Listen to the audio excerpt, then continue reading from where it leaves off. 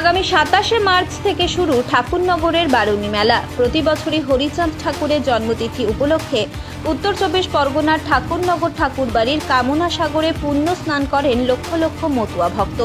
স্নান উপলক্ষে দূর দূরান্ত থেকে আগেই আসতে শুরু করেন ভক্তরা। সেই উপলক্ষে ঠাকুরনগরে বসে মতুয়া ধর্ম মহামেলা। কৃষ্ণ চতুর্দশীর ত্রয়োদশ তিথিতে জন্মেছিলেন শ্রী শ্রী হরিচাঁদ ঠাকুর। 1812 সালে অধুনা বাংলাদেশের ফরিদপুর জেলার গোপালগঞ্জ থানার শাফলাডাঙ্গা গ্রামে এক নমশূদ্র কৃষক পরিবারে জন্মগ্রহণ করেছিলেন তিনি।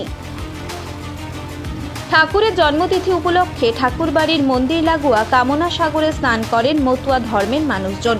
এরপর লাল সাদা দ্বিরঞ্জিত নিশান ঊর্ধ্বে তুলে ডঙ্কা কাঁসর শিঙা বাজিয়ে প্রদক্ষিণ করেন গোটা ঠাকুরবাড়ি। হরিচাঁদ ঠাকুর জানতেন বিপ্লব আনতে গেলে সংগ্রাম অনিবার্য। সংগ্রাম হলে রক্ত তো ঝরবেই, তাই সংগ্রামের প্রতীক হিসেবে তিনি বেছে নিলেন ত্রিকোণ নিশানের রং লাল। আর যুদ্ধের সমাপ্তিতে আসে শান্তি, তাই ত্রিকোণ লাল নিশানের বেষ্টনী সাদা রঙের কাপড় দিয়ে। এটাই মতুয়া সম্প্রদায়ের কাছে আজ নিশান। অসংগঠিত শোষিত নিম্নবর্ণের মানুষদের সংগঠিত করে প্রতিবাদ আন্দোলন গড়ে তুলেছিলেন তিনি, তাই তিনি পতিতের উদ্ধারকর্তা। হরিচাঁদ ঠাকুর ছিলেন ব্রাহ্মণ্য ধর্ম এবং বৈদিক আচারের সম্পূর্ণ বিরোধী। একমে বা দ্বিতীয়ম শক্তিতে বিশ্বাসী ছিলেন তিনি। তবুও তার জন্মতিথিতে বৈদিক বারুণী দেবীর নাম জুড়ে যাওয়াটা তার দর্শনের বিরোধী। এই বিষয়টি অনুধাবনের পর 1985 সালের পর থেকে ঠাকুরনগর ঠাকুরবাড়ি এই দিনটি বারুণী স্নান নয়, মতুয়া স্নান এবং মতুয়া মেলা হিসেবেই দেখে থাকে।